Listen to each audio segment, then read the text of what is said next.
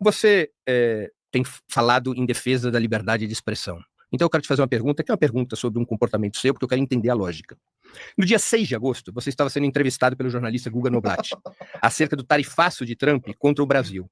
Em um certo momento, sem que o jornalista tivesse te ameaçado ou te agredido, você o empurrou e o agarrou pela nuca. Essa é a liberdade de expressão em imprensa que você defende, a moda de esquadrões fascistas?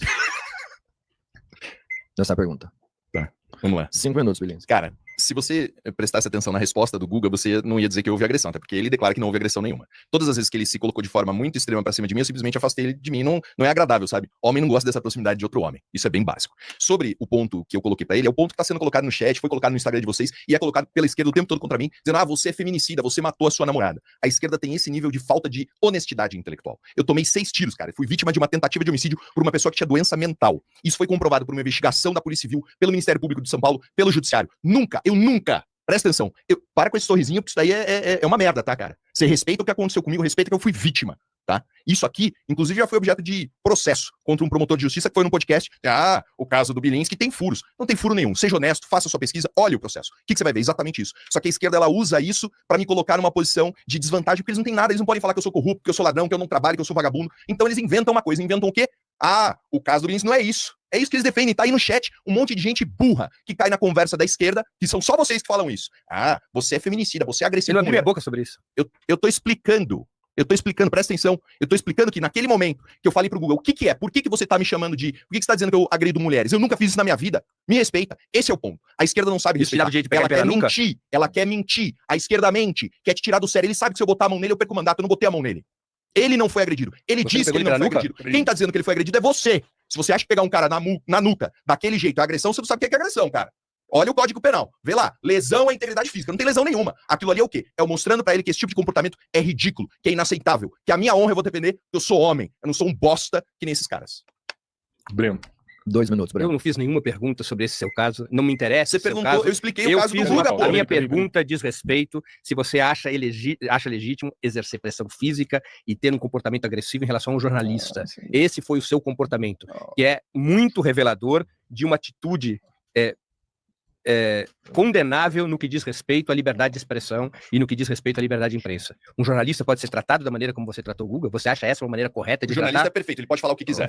Ele não agrediu a você, ele não fez agressão física, você evidentemente teve uma atitude de agressão física que todo mundo que assistiu o vídeo, pôde ver. Uma atitude de pressão física, uma atitude que não é própria da democracia, não é própria de quem diz respeitar a liberdade de expressão e imprensa. Essa foi a sua atitude, foi sobre isso a minha pergunta. Eu não perguntei sobre os tiros que você tomou, eu não perguntei sobre o caso da sua ex-namorada, eu não perguntei sobre nada disso. Você, por conta própria, resolveu falar desse assunto, você aproveitou a oportunidade sem ter sido perguntado a esse respeito, e sendo ou não verdade, pouco me importa. Se um jornalista como o Guga Noblat faz uma colocação para você, você acha que existe motivos, qualquer que seja a colocação do jornalista, para que você exerça sobre um jornalista pressão física? Você acha que isso faz parte da democracia? Você acha que isso faz parte da liberdade de expressão? Exercer pressão física? Você que evidentemente é fisicamente mais forte que Guga Noblat, que é um policial, que possivelmente anda de armado, você acha certo ter uma atitude como a que você teve com o Guga Noblat? Isso diz muito a respeito da sua concepção sobre liberdade de expressão e de imprensa. Em discurso na Câmara de Deputados, em 17 de maio de 2023, você homenageou teu bisavô, Bohdan Bilinski, de nacionalidade ucraniana, que teria lutado na 14ª Divisão de Granadeiros da Waffen-SS Galizien, mais conhecida como a Divisão Galícia das SS, rebatizada Primeira Divisão do Exército Nacional Ucraniano em abril de 1945. Se pudesse viajar em uma máquina do tempo, você se alistaria para lutar na mesma divisão que teu bisavô? Complementando a pergunta, em um post no X, datado do dia 26 de dezembro de 2022, você contestou a uma pessoa que lhe questionava, abre aspas, não menti, burrão, a divisão Galícia não é nazista. É uma divisão de ucranianos, liderada por generais ucranianos que lutaram exclusivamente contra a União Soviética. Você mantém essa afirmação? São 5 minutos, Bilinski. Eu acho os contextos de democracia muito confusos na cabeça do Breno. Eu posso ter errado a questão do embaixador, deixo claro aqui. Refiz a minha pesquisa, foram 4 embaixadores sequestrados, nenhum deles foi executado. Mantenho a afirmação que são 100 homicídios praticados, mais de 150 roubos praticados. O que também é informação falsa. Tudo bem, mantenho, tá? Em relação ao meu avô, Breno. Não é bisavô? Meu avô, tá? Bohdan Bilinski, meu avô. Eu o conheci. Você não o conheceu. Eu sei o que ele fez. Você não sabe o que ele fez. Você não sabe o que é rezar numa trincheira pedindo pra morrer uma morte rápida. porque você sabe que essa vai ser a consequência, que você não vai sobreviver. Meu avô lutou pela pátria dele, né? Ele não lutou por uma revolução suja, demoníaca. Meu avô lutou pela liberdade da família dele, do irmão, da mãe, que ele nunca mais viu, né? Essa é a diferença entre nós. O meu bisavô foi condenado pela União Soviética à morte no Gulag, por ter expressado opiniões contrárias ao regime soviético que você defende, tá? O meu bisavô foi condenado. Eu tenho a sentença penal condenatória da União Soviética, bem parecida com a do STF, tá? Eu sei, a minha família sabe o que é isso, o que é perseguição verdadeira, o que é lutar pela independência, pela liberdade da sua família, pela vida da sua família, que já tinha acontecido, né? O Holodomor. A morte, o genocídio ucraniano por Stalin já tinha passado ali, né? Então, não vem aqui falar do que você não entende. Você não sabe o que passou a minha família, né, debaixo da opressão comunista soviética. Esse regime demoníaco, que eu tenho certeza absoluta, que estão todos no inferno. Todos eles. Todos no inferno. Tá? Meu avô é um homem que formou um grande homem, que é meu pai, né, e por intermédio dele, eu estou aqui hoje. Tá? Então... E você lutaria na divisão Galícia? O Si, Breno, o Si, ele não pertence nem a mim nem a você. A única coisa que pertence a nós é a nossa vida, o nosso tempo. É o que você faz com a sua vida e o que eu faço com a minha vida e o meu tempo. Não existe Si. Isso aí é infantiloide. Eu sei o que eu faço. A minha dedicação, a minha família, a minha pátria, os sacrifícios que eu fiz, o juramento que eu fiz aos 18 anos de idade como soldado do Exército Brasileiro, o juramento que eu repeti aos 25 anos de idade como delegado de polícia, o juramento que eu mantenho até hoje. Eu sei as vidas que eu salvei, os criminosos que eu prendi, o bem que eu fiz para a sociedade e para o Brasil. Isso eu posso falar. É o que eu fiz. E eu conheço o meu avô e eu sei o que ele fez. E o meu pai, e o meu bisavô, e a minha família, que eu conheço, que você não sabe nada. 2 minutos mesmo. Quando o Belinsky chamou o Belinsky chamou o interlocutor dele de burrão, dizendo que a divisão Galícia não era nazista, Belinsky mentiu. A divisão Galícia fazia parte das SS nazista. Quando ele disse que era uma divisão liderada por generais ucranianos, ele mentiu de novo. Os grandes generais da divisão Galícia foram Walter Schymanna, que era um austríaco, general das SS, e Fritz Freytag, um alemão, também general das SS. A divisão Galícia foi condenada pelo Tribunal de Nuremberg como uma unidade responsável por crimes de guerra. Ela não lutou só na Ucrânia, Rodrigo. Ela combateu ao lado dos nazistas na Eslováquia, na Iugoslávia e na Áustria. E eu vou contar uma outra historinha aqui em 1 minuto, porque diz respeito à minha família. A divisão Galícia foi responsável por um dos maiores crimes de guerra que aconteceram numa cidade polonesa, que quando começa a Segunda Guerra Mundial, quando a Alemanha invade a União Soviética, essa cidade estava em território ucraniano. Essa cidade se chama Ruta Piniaka. Essa cidade, em 28 de fevereiro de 1944, foi destruída pela divisão Galícia. 1000 civis foram mortos. Desses 1000 civis, Belinsky, 20 eram judeus. Um desses judeus mortos pela divisão Galícia era minha tia-avó.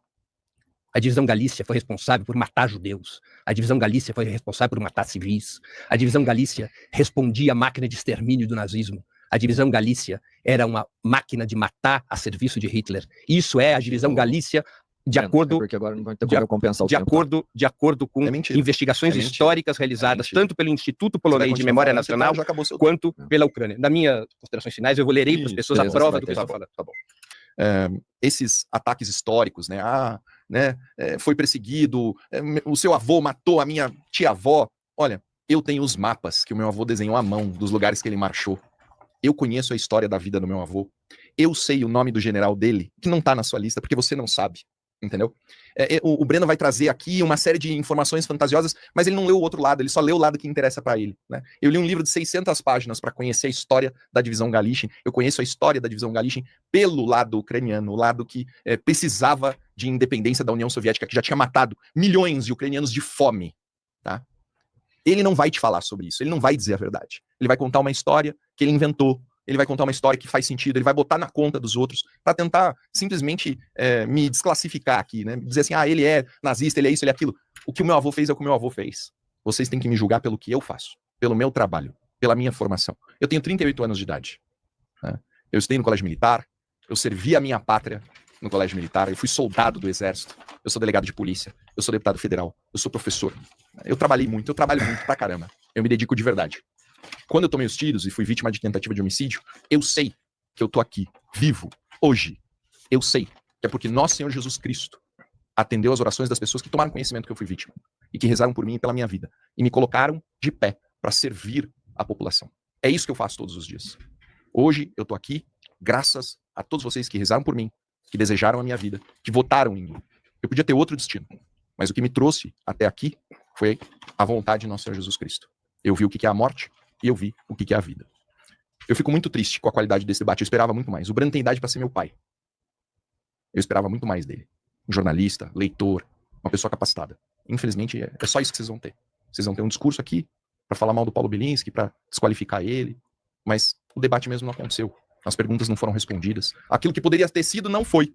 E é triste. Porque esse tipo de coisa eu já enfrento todo dia na Câmara. Eu abri falando isso. Eu queria debate. Eu queria construção. Eu encontrei discurso. Discurso por discurso, meu irmão. Meu ouvido não é pinico. Eu não sou obrigado a ouvir. Então, fica por isso. Infelizmente, saímos daqui dessa forma. Nós, preocupados com a proposta, com o debate, para aquilo que eu fui convidado. Saímos daqui sem nada. Com um discurso unilateral, velho, com cheiro de mofo. Essa é a verdade. Muito obrigado. Ô, Bilinski, só para deixar claro uma coisa aqui também, a gente marcou esse debate tem algumas semanas, né? Porra, até um mês? Mais de um mês, né? Hoje a gente bateu uma audiência de 12 mil pessoas. Foi tempo suficiente para vocês divulgarem nas redes sociais, Sim. chamar a audiência de vocês, né? Você foi um deputado eleito aqui em São Paulo com mais de 70 mil votos, você tem uma base eleitoral, né? E o tempo pro debate é isso, é para chamar a audiência. A gente tem um chat hoje que não tem moderador, né? A gente é a favor da pessoa falar o que quiser e comentar o que quiser. Então, assim, o chat vai continuar aqui hoje, depois. Se amanhã você quiser pegar algum comentário, fazer alguma coisa com ele, né? Eu posso te dizer que a gente recebeu vários superchats, tem perguntas para você, tem perguntas pro Breno, tem perguntas, assim, espinhosas pros dois lados. Eu nem vou seguir, entendeu? Então, assim, eu acho que teve um equilíbrio. Eu vi que pessoas se excederam no chat aqui também, e aí fica a seu critério, fazer o que quiser. Mas também teve pessoas do seu lado aqui também que foram, né, espinhosas comentando pro Breno também, sabe? Então, é só isso, assim, sabe? Porque, tem uma galera da direita que veio aqui, recente teve um cara que veio também, pô, o chat do Três Irmãos é de esquerda, é comunista, não sei o quê. Cara, principalmente nos debates. Não é nada contra vocês. Eu falei, pô, a gente é amigo desde, como é que é o nome? Araguari. Você falou que acreditou na gente antes de todo mundo. Foi o primeiro podcast que eu consumi bebida alcoólica ao vivo, vocês lembram disso? Foi. A primeira vez. Ainda bem que você é um cara grande, senão você correu o risco dele te pegar pela nuca, hein, pá. Olha que comentário idiota, cara. Vamos lá. Agora lá. Ó, eu Considerações, agradeço, de verdade, de coração, mas eu vou ser sincero com vocês, entendeu? Meu ouvido não é pinico, cara. Tendo em vista o que aconteceu... Acabou o tempo dele? Assim, Deixa só. é ruim, é Beleza. chato. Então não era essa a proposta, não foi pra isso que eu vim, não foi esse o convite. Mas você vai ter mais uns 30 segundos aí, Breno. Não, relaxa, pra mim acabou. Tá fora do seu tempo. Vamos lá? O seu problema, Bilinski, é que você mente muito. Mente muito. E a mentira atrapalha o debate. E bom, eu não vou ter meu tempo? Não, eu não vou ficar sendo agredido dessa forma, eu não agredi nenhuma vez, cara. Você não agrediu nenhuma vez. Não. Mas é cínico, né? Não. É cínico. Tem coisa que a gente aprende no parlamento, entra a ser cínico. Pessoal, vamos fazer o seguinte. Encerrou, foi muito bacana. Eu tenho meu tempo, bora. Tá bom, falei o que você quiser. Beleza? Valeu. Obrigado. É demonstrativo da deselegância. É assim que funciona a Valeu, extrema-direita, Estevão. pessoal. A extrema-direita é assim mesmo. Eles vão embora quando se sentem pegos na mentira. Essa é a característica da extrema-direita. Eu agora posso exercer meu tempo? Sim, tem. É muito importante, pessoal, mesmo tendo o Bilinski se retirado como se retirou, é muito importante para o debate político atual entendermos alguém que se identifica, e entendermos as consequências de quando alguém se identifica com uma divisão nazista. A divisão Galicien foi uma divisão nazista. Eu aqui em nenhum momento coloquei em questão sobre o que fez ou deixou de fazer o avô ou bisavô dele. Não é disso que se trata da mentira que Bilinski, mais uma mentira de Bilinski, mas a mentira que ele contou quando respondeu a um interlocutor na Rede X, dizendo que a Galicien não era nazista. Isso é uma mentira. Tem uma larga comprovação histórica e os oficiais generais da divisão Galicien nunca foram ucranianos, sempre foram generais, ou austríacos ou alemães. A divisão Galicien fazia parte das SS, a tropa mais brutal e sanguinária de Adolf Hitler. Ele ter orgulho da divisão Galicien e ele mentir sobre a divisão Galicien diz muito a respeito das concepções políticas que Bilinski defende. Eu não estou aqui discutindo o que fez o avô dele, ele não é responsável pelo que o avô fez ou deixou de fazer, mas ele é responsável quando ele defende a divisão Galicien, quando ele mente sobre a divisão Galicien não ser nazista, quando ele mente sobre a divisão Galicien, quando ele diz que a divisão Galicien foi liderada por generais ucranianos, o que é uma mentira. Basta procurar em qualquer livro histórico. E eu aqui aproveito o tempo que me resta para comprovar o que eu disse na minha intervenção anterior. O massacre de Ruta Piniaka. Ruta Piniaka, Rodrigo, foi uma cidadezinha que era polonesa. Quando em 1939 houve a repartição da Polônia entre a União Soviética e a Alemanha, Ruta Piniaka passou a ser ucraniana. Ruta Piniaka já nem existe mais, era um povoado. Os nazistas, quando invadem a União Soviética em 1941, eles invadem pela Bielorrússia e pela Ucrânia. E a divisão Galicien é constituída em 1943. E entre as barbaridades realizadas pela divisão Galicien está o massacre de Ruta Piniaka. Eu vou ler, esse massacre ocorreu, como eu já disse, em 28 de fevereiro de 1944. Eu vou ler aqui uma breve informação de onde pode ser comprovada essa minha essa história que eu aqui estou trazendo a público. Uma investigação de 2003 do Instituto Polonês de Memória Nacional e uma investigação de 2005 do Instituto de História da Academia de Ciências da Ucrânia concluíram que a divisão Galícia da SS realizou um massacre de civis. Elas divergem, o Instituto Polonês e o Instituto Ucraniano, quanto à escala e quanto à repartição de responsabilidades entre os ucranianos e seus comandantes alemães. Segundo o Instituto Polonês de Memória Nacional, entre 700 e 1.500 pessoas foram mortas, incluindo cerca de 1.000 moradores de Ruta Piniaca, além de pessoas de vilarejos vizinhos que haviam buscado refúgio na aldeia. A ação foi cometida pelo 4º Regimento Voluntário da Divisão Galician das SS e pela 14ª Divisão de Granadeiros Waffen-SS Galitzen, exatamente onde combateu o avô de Bielinski, de quem ele tanto se orgulha. Testemunhas polonesas declararam que as ordens foram dadas por oficiais alemães. De acordo com relatos de testemunhas polonesas e publicações acadêmicas, policiais nazistas alemães estavam acompanhados por uma unidade paramilitar de nacionalistas ucranianos sob o comando de Włodzimierz Zenarzewski, incluindo membros do Exército Nacional Ucraniano. Entre os mortos de Ruta Piniaca, Rodrigo e Robertinho, estava uma das minhas tias-avós. Fazia parte do grupo de 20 judeus mortos pela divisão Galícia. Isso diz muito a respeito de quem é Bielinski, ao defender a divisão Galitzen e mentir a seu respeito.